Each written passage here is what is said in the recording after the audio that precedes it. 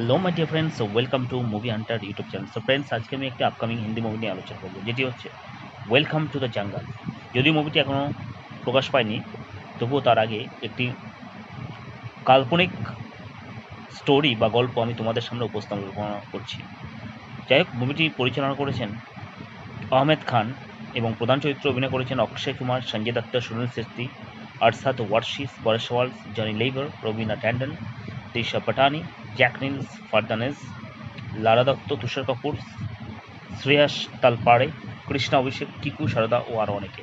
So let start. মুভিটি সম্বন্ধে একটি গল্প তোমাদের সামনে আমি উপস্থাপনা করছি। মুম্বই শহরের রাত, চারদিকে বৃষ্টি, নিয়ন আলো আর অপরাধ জগতের গোপন লেনদেন। শহরের মাঝখানে এক বিশাল প্রাসাদে বসে আছে দুই কুখ্যাত ব্যবসায়ী, জঙ্গলের রাজা রুদ্র প্রতাপ সিং। বাইরে থেকে তিনি একজন ধনী শিল্পপতি, কিন্তু ভিতরে ভিতরে তিনি আন্তর্জাতিক চালান চক্রের প্রধান। তার হাতে রয়েছে কোটি কোটি টাকার সোনা, অস্ত্র আর গোপন তথ্য। অন্যদিকে শহরের এক কোণে বসবাস করে তিন বন্ধু, রাজা, পাগলা আর মিঠু। তিনজনেরই বড় স্বপ্ন বড়লোক হওয়া, কিন্তু কাজকর্ম সব উলটপালট করে। কখনো নকল জ্যোতিষীর সেজে মানুষকে ঠকায়, আবার কখনো ফেক ডিটেকটিভ অফিস খুলে বসে থাকে, কিন্তু ভাগ্য তাদের কোনোদিন সঙ্গ দেয় না। একদিন হঠাৎ তাদের জীবনে আসে এক রহস্যময়ী মেয়ে, নাম মায়া। সুন্দরী, বুদ্ধিমতী এবং বিপজ্জনক। সে এসে জানায় রুদ্রপ্রতাপের কাছে এমন একটি গুপ্তধনের ম্যাপ আছে, যা বহু বছর আগে এক জঙ্গলের গভীরে লুকিয়ে রাখা হয়েছিল। সেই গুপ্তধনের মূল্য কয়েক হাজার কোটি টাকা। মায়া তিন বন্ধুকে প্রস্তাব দেয়, যদি তারা তার সঙ্গে মিলে সেই গুপ্তধন খুঁজে নিয়ে আসে, তাহলে প্রত্যেকে পাবে সমান সমান ভাগ। প্রথমে তারা বিষয়টিকে মজার ভেবেছিল, কিন্তু মায়া যখন আসল ম্যাপের একটি অংশ দেখায়, তখন সবাই রাজি হয়ে যায়। এরপর শুরু হয় তাদের জীবনের সবচেয়ে বড় অ্যাডভেঞ্চার। দলটি পৌঁছে যায় ভারতের উত্তর পূর্বের এক ভয়ঙ্কর জঙ্গলে। লোকমুখে শোনা যায়, এই জঙ্গলে কেউ ঢুকলে আর সহজে ফিরে আসে না। রাতের বেলা অদ্ভুত আওয়াজ, পুরনো মন্দির, লুকানো ফাঁদ আর রহস্যময় উপজাতিদের উপস্থিতি জঙ্গলটিকে আরও ভয়ঙ্কর করে তুলেছে। কিন্তু সমস্যা হলো, শুধু তারাই নয়, রুদ্রপ্রতাপের লোকেরাও সেই গুপ্তধনের খোঁজে জঙ্গলে ঢুকে পড়েছে। জঙ্গলের ভিতরে ঢুকেই শুরু হয় হাস্যকর সব ঘটনা। পাগলা ভুল করে ভালুককে কুকুর ভেবে খাবার দিতে যায়, মিঠুন গাছে উঠতে গিয়ে মৌমাছির চাক ভেঙে ফেলে, আর রাজা সবসময় নিজেকে জঙ্গলে কিং বলে দাবি করে থাকে, যদিও সে সবচেয়ে বেশি ভয় পায়। তাদের সঙ্গে যুক্ত হয়ে এক অবসরপ্রাপ্ত আর্মি অফিসার, নাম কর্নেল অর্জুন। তিনি বহু বছর আগে এই জঙ্গলের একটি গোপনে মিশনে এসেছিলেন। তার বিশ্বাস, গুপ্তধনের সঙ্গে জড়িয়ে আছে দেশের নিরাপত্তারও এক বড় রহস্য। কর্নেল অর্জুন জানায়, এই গুপ্তধন আসলে শুধু সোনা নয়, এখানে লুকিয়ে আছে এমন এক মাইক্রোচিপ, যাতে আন্তর্জাতিক অস্ত্র ব্যবসায়ীদের গোপন তথ্য রয়েছে। এখন ব্যাপারটা শুধু ধনসম্পদের মধ্যে সীমাবদ্ধ নয়, পুরো দেশের ভবিষ্যৎ নির্ভর করে আছে সেই চিপের উপরে। জঙ্গলের গভীরে তারা আবিষ্কার করে যে প্রাচীন মন্দির, দেওয়ালে অদ্ভুত চিহ্ন, চারিদিকে ফাঁদ আর ভাঙা মূর্তি। মায়া আসলে কে, তা নিয়ে সন্দেহ শুরু হয়। রাজা একদিন দেখে মায়া গোপনে কারোর সঙ্গে স্যাটেলাইট ফোনে কথা বলছে।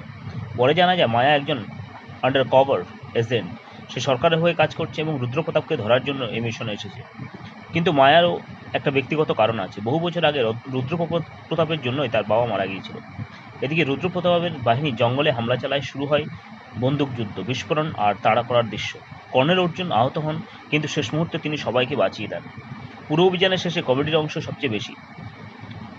একবার তিন বন্ধু ভুল করে উপজাতিদের দেবতার পোশাক পরে ফেলে, তখন পুরো গ্রাম তাদেরকে দেবতা ভেবে পুজো শুরু করে। আবার এক রাতে তারা একটি গুহায় আটকে যায়, যেখানে পাগলা ভূতের ভয়ে এমন চিৎকার শুরু করে যে আসল শত্রুরাই পালিয়ে যায়। রাজা মায়াকে ইমপ্রেস করতে গিয়ে বারবারও অপদস্থ হয়, কখনো কাদায় পড়ে যায়, আবার কখনো হাতের পিছনে দৌড়াতে গিয়ে নদীতে পড়ে যায়। এইসব মজার মুহূর্তের মাঝেও ধীরে ধীরে বন্ধুত্ব গভীর হয়ে ওঠে। গল্পের মাঝামাঝি সময় আসে টুইস্ট, যেখানে দেখে কর্নেল অর্জুন দলের একজন সদস্য আসলে রুদ্র প্রতাপের লোক। সে গুপ্তধনের অবস্থান শত্রুদের জানিয়ে দেয়। ফলে রুদ্র প্রতাপ আগে পৌঁছে যায় গুপ্তধনের গুহায়। গুহার ভিতরে রয়েছে বিশাল সোনার ভাণ্ডার, পুরনো অস্ত্র আর সেই রহস্যময় মাইক্রোচিপ। রুদ্রপ্রতাপ সবাইকে বন্দি করে ফেলে। সে ঘোষণা করে এই চিপ ব্যবহার করে সে আন্তর্জাতিক বাজারে কোটি কোটি টাকার ডিল করবে। রাজা ও তার বন্ধুরা নিজেদের হাস্যকর কিন্তু বুদ্ধিদীপ্ত পরিকল্পনা কাজে লাগায়।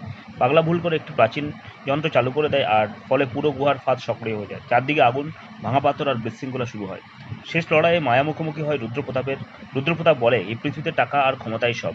মায়া উত্তর দেয়, না, সত্য আর সাহস সবসময় জেতে। অন্যদিকে রাজা ও মিঠুন কমেডি করতে করতে শত্রুদের হারাতে থাকে। শেষ মুহূর্তে রুদ্রপ্রতাপ হেলিকপ্টারে পালানোর চেষ্টা করে, কিন্তু কর্নেল অর্জুন নিজের শেষ শক্তি দিয়ে হেলিকপ্টারের পথ আটকে দেন।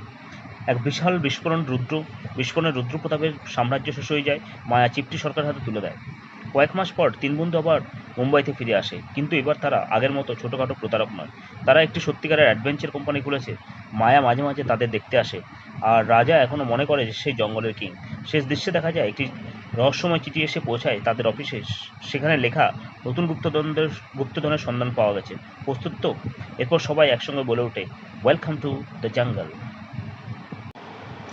সো ফ্রেন্ডস, মুভিটি ভালো লাগলে লাইক শেয়ার এবং সাবস্ক্রাইব করবে। ধন্যবাদ।